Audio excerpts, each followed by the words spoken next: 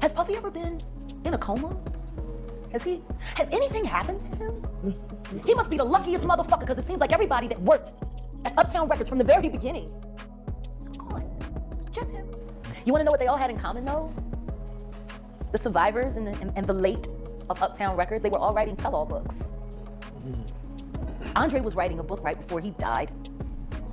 Heavy D was working on a book before he died. Kim Porter was working on a book before she died.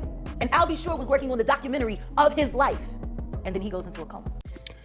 Yep. I done watched it. I gave in. Well, I wasn't holding out to begin with. I was up on the T just like everybody else. But yeah, I watched the Puffy doc. You know, I felt first before I go in, you know, Puffy's rich, he's successful, and he has a lot of proclivities. Okay, great. I think the only reason this is so shocking and so tea-worthy is simply because he's a celebrity, and he's been a celebrity in the spotlight, in the forefront of the spotlight, for the past 30 years. You know what I mean? When you've had so much showmanship and celebrity surrounding you, and so many trails of rumors and bodies behind you, yeah, it's no wonder you're in the position you're in now. It's no wonder you've climbed the heights that you've climbed, only to fall as low as you've fallen. However, but let's not get this twisted. There's rich and successful men who are not famous who are probably worse than Puffy. There's broke men, in the ghettos all across the world who are just as bad, if not worse, than Puffy. But you know, we shed the spotlight on it because it's easy. He's low hanging fruit, you know. And so, yeah, it's cool, it's cute, but there's still a bigger picture at hand. And it's easy to be the face of something. It's easy for him to be the face of what a narcissistic, power-hungry, control freak, successful billionaire looks like. You know what I'm saying? It's easy for him to be his face because he's been in the spotlight and he's been the face and the celebrity for the past 30 years. So I'm not going to revel and relish in his downfall for that sake, because I know that there are people out there worse than him. I'm also not going to revel and relish in the downfall of another black man, being as that I'm a black man myself. You know what I mean? I don't think a white man should revel and relish in the fall of a white man, being that he's a white man himself. You know what I'm saying? I think with the historical context of black people in America, the last thing we ought to do is tear down another black man, whether he's wrong or right. You know what I mean? So yeah, I do want to establish those two things. Now, before I go into talking about the doc, I will say there are two people, there are a few people missing who I think were very, I wouldn't say integral, but were very popular or maybe in the early days, in the beginning, you know, people who are interesting figures in the Diddy story, in the Diddy trajectory. In no particular order, Bentley Farnsworth. Where was Bentley? There was a time where you almost could not talk about Diddy without talking about Bentley. Like, his personality, his swag was so on 10.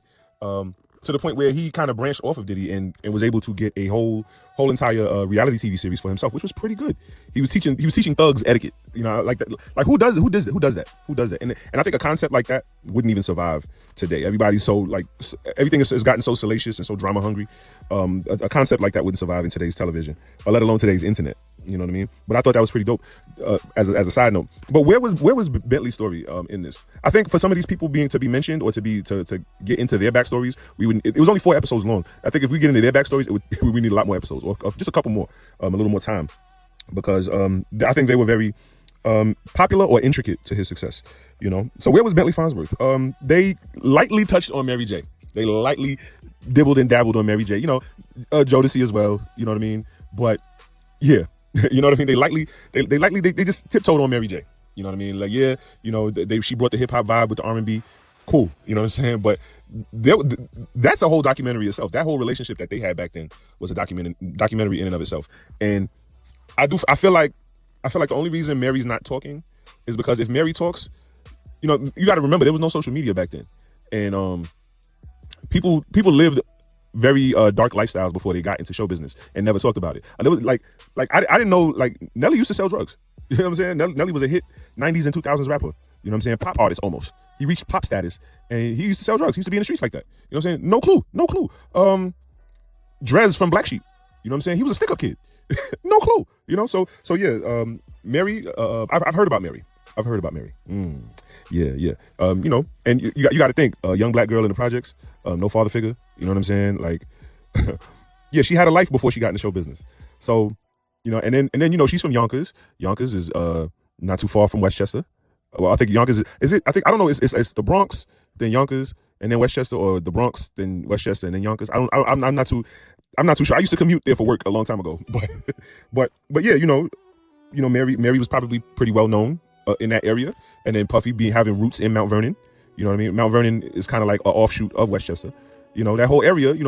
I'm pretty sure the word got out and she got connected to him, or he knew about her to some degree. Like we don't know. But where was Mary? Where was Mary in the documentary? Mary's gonna take everything to her grave because she don't want to incriminate herself. Or if she tells on Puff, she's gonna incriminate either herself or other people. You know what I'm saying? And that's a whole nother, a deeper, darker secret. Wolf. They showed pictures of Wolf. It's funny when they showed the pictures of certain people, like pictures of Zip. Zip was supposed to be like this Harlem kingpin or whatever. When they showed certain pictures with Wolf in it, they never blurred out his face. They blurred out everybody else's face except for Wolf. So I guess they were hinting at him, but they didn't mention him not one bit. You know what I mean? Puffy. There was always, I love the music. The music just crowded out everything. You know what I'm saying? Like I love the music. Anything Bad Boy did in the 90s, like you had to stop what you were doing to listen. Whenever a new Bad Boy song came out, a new Bad Boy artist came out, you always had to stop what you were doing to listen. You had to be there to understand. You know what I'm saying? Like Bad Boy had the 90s in a chokehold. You know what I mean? And so, the music drowned out the mystery. You know what I mean? Because there was always a question mark, there was always a question mark when it came to things about Diddy. Like, okay, Diddy had a son. You know what I'm saying? Like, and supposedly that was supposed to be his son with Misa. You know what I mean? The girl he was pouring champagne on her feet. I like that shit. I want to try that shit. He supposedly had a kid with her. That's supposed to be his baby mama. And for years and years and years, it was always thought that, oh yeah, that was Puff's baby mama before Kim. It was Misa. That's Justin's mother. Okay, I see the resemblance between her and Justin, but I don't see the resemblance between him and Puff. I've been said this before. You know what I mean? But then ergo Wolf. You know what I'm saying? Somebody I want to say it was Gene Deal or Jaguar Wright. Jaguar Wright be on the outside looking in, but she act like she on the inside looking in. But some people have mentioned it before. I think Freddie from Making It a Band. You know what I'm saying? He said Justin definitely got Wolf's DNA. You know what I'm saying? Like that. Like he said he don't know about the other kids, but if that boy if he didn't have Puff's money, he would survive because he definitely got it in him. But yeah, they did show pictures of Wolf in the documentary. But of course, if you don't know who Wolf is, you wouldn't think nothing of it. You know what I mean? But where was he in the documentary? Young Miami. I was expecting to see her in the 4th episode when they brought up the pink cocaine, the blue magic, and this ecstasy and that ecstasy. They didn't bring up Young Miami. I was like, okay, that's interesting. And it's almost easy to forget that she had anything to do with him. Like she's almost been erased from our memory as Puff's girl. You know what I'm saying? Whether their relationship was for publicity or not, like it's almost been erased. From our memory that she was Puff's girl. I remember she was on a live and I hopped into the comments. I don't know why I was following her in the first. I think I was following her for tea. I hopped in the comments. I was like, yo, you put money on Puff's books? You know what I'm saying? You keep his commissary full? You know what I mean? Do you make visits and phone calls? What's up? I don't know. I wasn't blocked. I guess they was letting it ride, but I wasn't blocked. So yeah, those are the people who are the mystery people who were missing from the documentary, who I felt like were either intricate to his success or just real popular in his celebrity and should have been at least mentioned, if not talked about a little deeper. Maybe the first episode and the 4th episode really harped on his character, and it was a lot of hearsay and character attacks. You know what I mean? And that's very unnecessary. Like I said, we don't revel or relish in anyone's downfall, especially not another black man, right? But the 2nd and 3rd episodes were really the meat and potatoes of the documentary. It was really where it gets dark, and this is the thing that people are alluding to, or that's a lot of the interviews that I've seen on the internet are alluding to a whole lot. And it's dark, and a lot of people don't want to touch it. I had a family member I reached out to, and who happened to have some tea on Puff, and she said everything is true, and that's all I'm gonna say. Like this is how deep it goes, So it's like where we going with this? Let me run down the list. Let me run down. So you got all of these are the people who were Puff adjacent and who are dead now. All right. No particular order, no chronological order, but we got Andre Harrell, Heavy D, Tupac and Big, Al B. Shore, Black Rob, Craig Mack, Jake from the Suge shooting, and then Kim Porter. You know what I mean? These are the people who we know of who are dead and gone right now. God rest their souls. Who are dead and gone and have been adjacent or close adjacent or and I mentioned Al B. Shore. Al B. Shore's still alive, of course, and he was in the documentary too. However, I'll be sure did have a bout where he was in the hospital bed for a hot little minute. They tried it with him, but he survived. You know what I'm saying? And see that's another thing. You know what I'm talking about. You know, Justin being Wolf's son. I always thought it was funny when I was following Puff on his gram, and I used to look at his Instagram stories. Like, yo, who this little Puerto Rican nigga just following Puff around? You know what I'm saying? Apparently, that's Al B. Sure's son that he had with Kim Porter. I guess when Kim started dating Puff took him in. You know what I mean? And started raising him up too. But I was like, ooh, this is nasty work. This is nasty work. I don't know. I'm very well aware that Al B. Sure ain't cool with it. I know when the whole legal fiasco came snowballing down on Puff, he publicly sent a letter to his son saying, yo, come back home. You know what I mean? Now, his son is a grown man now. I don't know how easy it would be for him to do that, you know?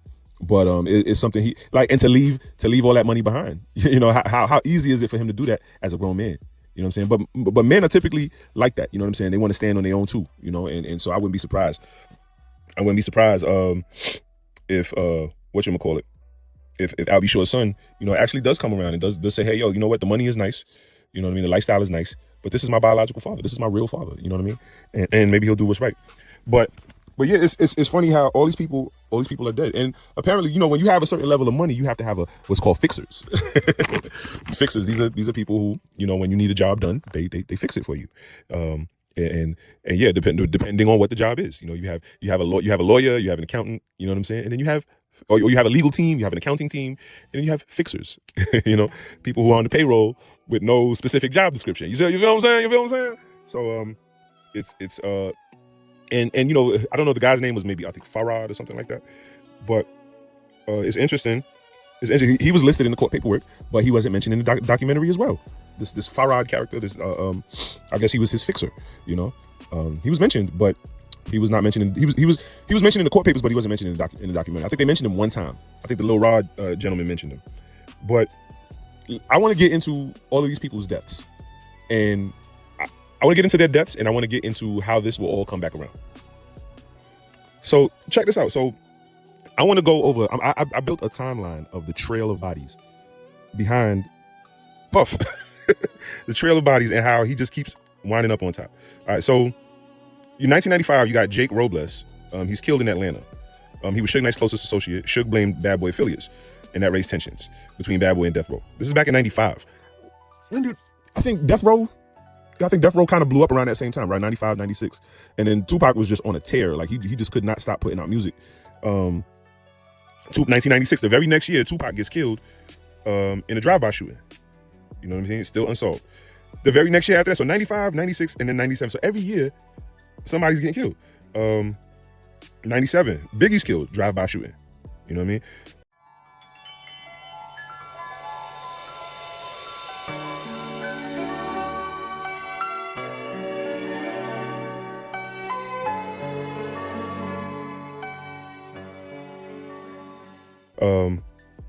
And then you saw how they connected that dot in the documentary, but it's just hearsay, nothing really provable. But you know what I'm saying? Still, it's just something to think about. 1998 to 2005, Craig Mack leaves the industry. Black Rob rises and falls. Kim Porter and Diddy build a family. I think because I remember he had the twins and he put them on MySpace. I remember that. Andre Harrell becomes an industry elder. All right, so you know things change. 2011, Heavy D dies of a pulmonary embolism just after a major comeback performance. Very unexpected, yes. 2018, Craig Mack dies living in a religious commune. He had congestive heart failure. Heart disease, heart failure, pulmonary embolism is pretty much heart failure or a heart attack. Pulmonary embolism, Heavy D, Craig Mack, congestive heart failure. And that's 2018. And in the same year that Craig Mack dies, 2018, Kim Porter dies of lobar pneumonia. Lobar pneumonia. I don't know what the hell a lobar is. I've heard of pneumonia. I don't know what the hell lobar is. Months before she complained of not feeling well. Connection, ex-wife of Al B. Sure, longtime partner of Diddy. So in 2000 year, Kim Porter dies the same year as Craig Mack does. What a coincidence. And then 2020, Andre Harrell dies of heart failure. Once again, so 3 people die of heart failure and 1 died of pneumonia. You know what I'm saying? 2020, Andre Harrell dies of heart failure. Mentor figure to Diddy, founder of Uptown, right? And then 2021 hits. And so I'm pretty sure when Andre Harrell died, everybody blamed it on COVID. Right. Black Rob, homeless video surfaced before death. Black Rob dies of cardiac arrest and heart failure. Now we know Black Rob had that classic hit, Whoa. You could say he's a one-time wonder, but you know what I'm saying, he was on Bad Boy for a long time. another bad boy artist who died without stability. And then 2022 to 2023, I'll Be Sure survives a coma. Publicly claimed Kim's death was not what they said, igniting speculation. You see what I'm saying? Pattern 1. So here's what the AI broke down. Pattern 1, a high concentration of deaths from Uptown and Bad Boy ecosystem. Heavy D, Andre Harrell, Kim Porter, Craig Mack, Black Rob, and I'll Be Sure near death. And then it suggests intense lifestyle, industry stress, blah, blah, blah, blah, blah. Long-term trauma from 90s culture. Major players are aging under unresolved stress. All right. That's cool. I just don't, it's too coincidental for all of them to be dead back to back to back. You know what I'm saying? Kim Porter and Craig Mack died in the same year. That's crazy. Pattern number 2, the East Coast, West Coast era deaths remain the most violent. Tupac, Biggie, and Jake. And then pattern number 3, the women tied to industry powerhouse have sudden and mysterious deaths. The women tied, Kim Porter, only woman on the list, the mother of the children for 2 major music figures, I'll Be Sure and Diddy. Her death is still widely debated. I'll Be Sure has openly suggested foul play. And then pattern number 4, many bad boy artists died young and broke. Yep, Craig Mack and Black Rob. Pattern number 5, across the board, the cause of death fall into 2 categories: violence or health or medical decline. You know what I mean? This is nasty work. Craig Mack, first bad boy hit. And it's funny how Craig Mack had a Grammy-winning hit song, you know what I mean? And then he kind of like just faded after Biggie came around. Like, you had to be there to understand, like to really feel the energy. Like before Biggie, there was Craig Mack, and Craig Mack was the hottest thing on earth. Like that song, I mean, Funk Master Flex used to drop so many bombs to that song, and then the remix, oh my god.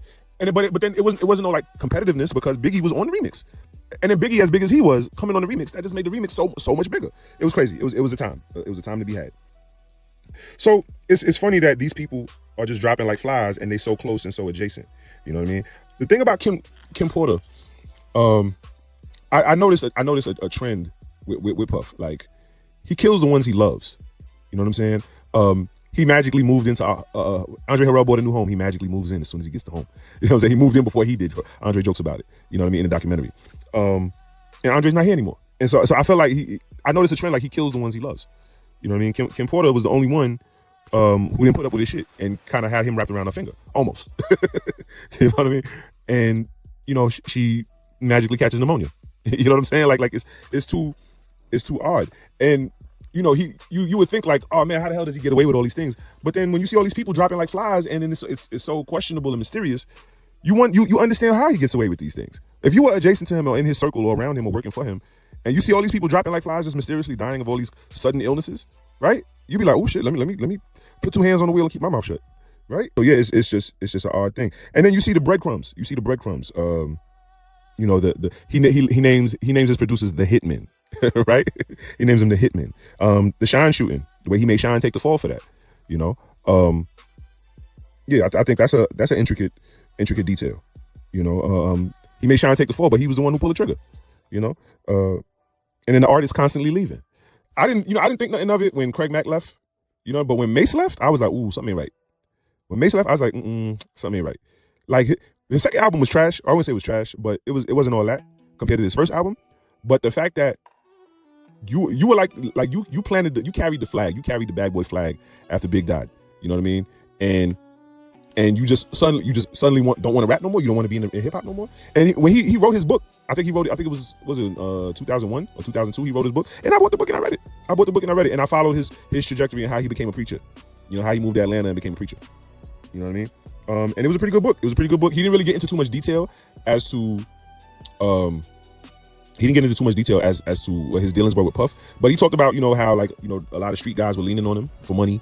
You know what I mean? And there was pressure coming from a lot of different directions, and his ties in Harlem were the walls were closing in on him in Harlem. You know what I mean? And it was getting real dark for him, and he had to jump ship. And then he left owing Puffy money. You know what I mean? And then he tried to do a little comeback back. I remember back in 2003. I remember that. And it was a hit song. It was a popular song.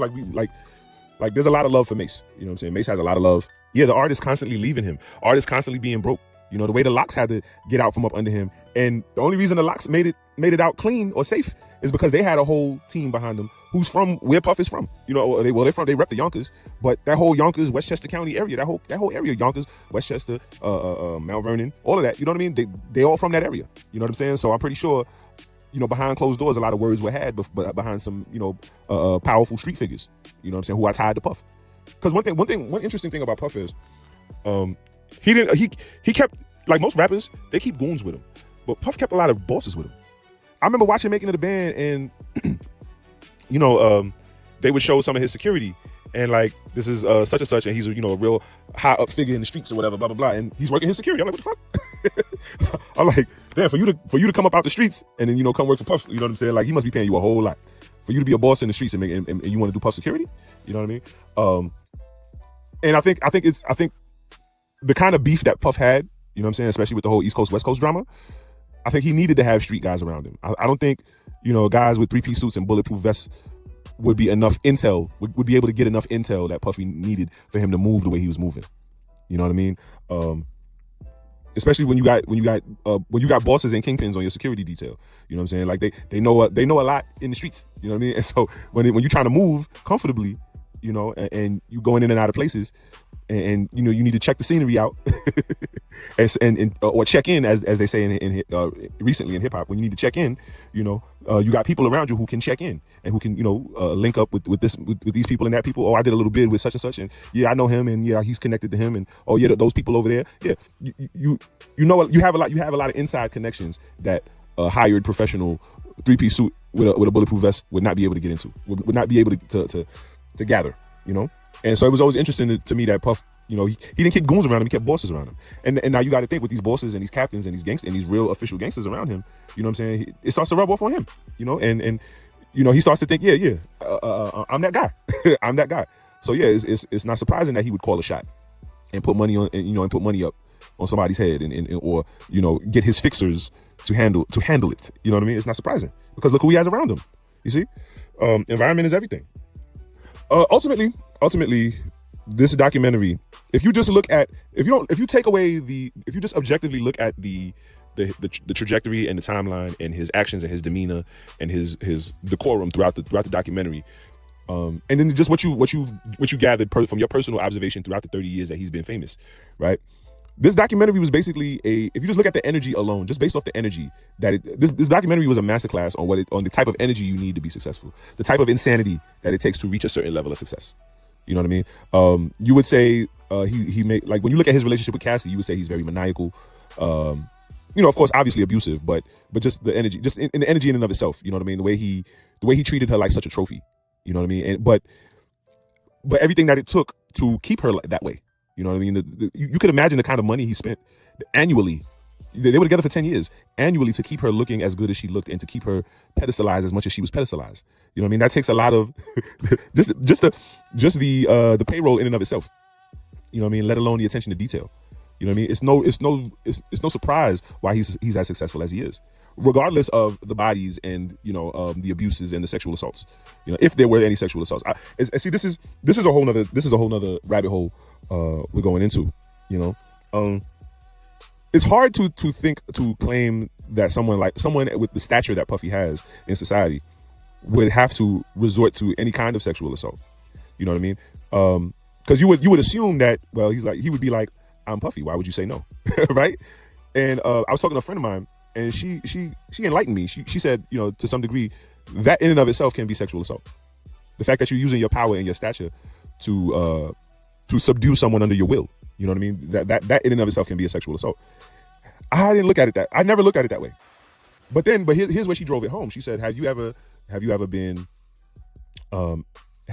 in defense of your sexuality, in a position where you had to physically defend your sexuality? And I said, by the grace of God, no.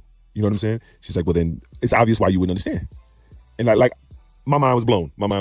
So I'm thinking, just because I'm a powerful figure, you know what I'm saying? If I smile at you and say, hey, if it's okay with you, yeah, would you like to have sex with me? Like, you know what I'm saying? Like, if I were to do some shit like that in and of itself would be sexual assault, because I'm powerful and I got gangsters around me, and I got a ton of money, and you need the money, and it'd be hard for you to say no. And just the strength of me asking you for sex and me being who I am is enough to claim sexual assault. That's crazy.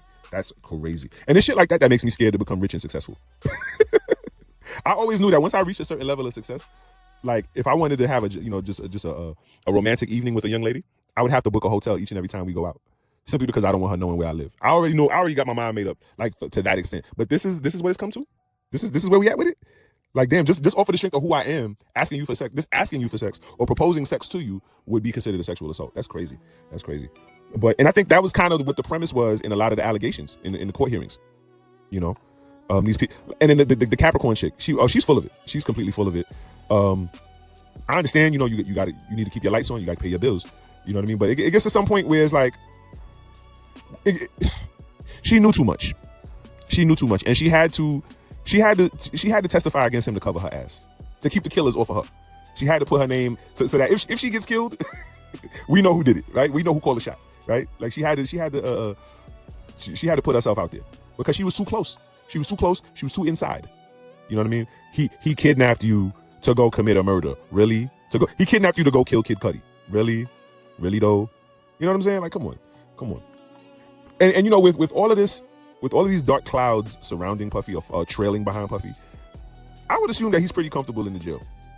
As many gangsters that he was connected to, and I tied into gangsters, you know, I did, you know, when they brought up his mother's past and his father's past, I was like, oh, okay. So that's how he got in with all them gangsters. Of course, he's a party promoter.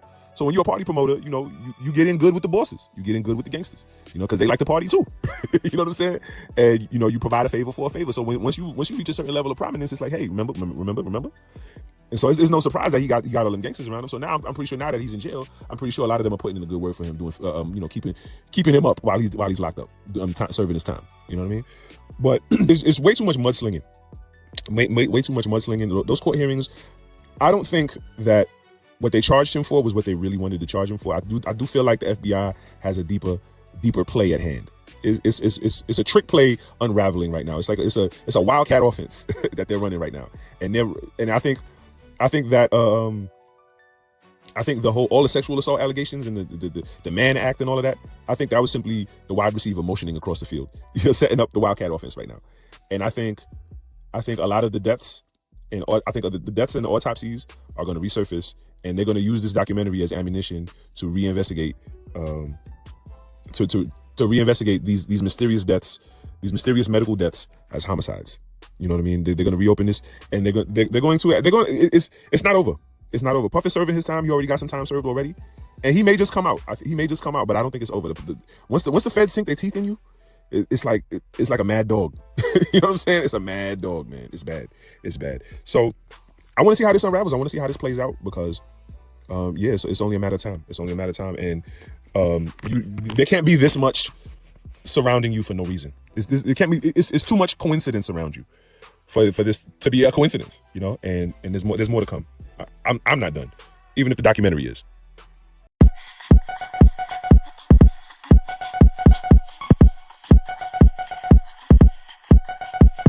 Ha.